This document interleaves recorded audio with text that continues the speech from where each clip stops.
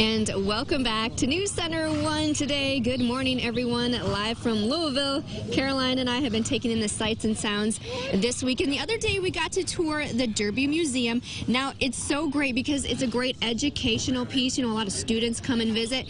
And it's nice because it gives you kind of that Kentucky Derby feel without actually being at the Derby. And it gives some great history. Take a look.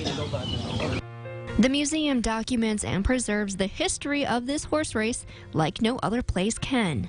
The museum opened in 1985 and houses over 200,000 visitors a year and shares the fun of the Kentucky Derby experience with exhibits and a multimedia presentation unlike any other. And it takes the visitor from the horse being born to being a colt, through training, through Derby Day, to the race, to post Derby. So within that, as they're calling the horses to post, of course, they play My Old Kentucky Home, and that it'll bring a tear to your eye if you like that song.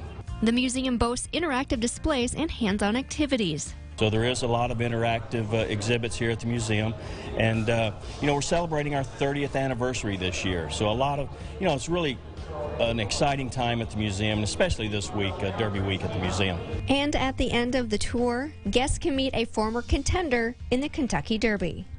The museum truly is the next best thing to being at the Derby. And what a great experience the Derby Museum was. And my favorite part, I gotta say, was the interactive horses where you actually pretended like you were the jockey. That was my favorite part, too. That was fun.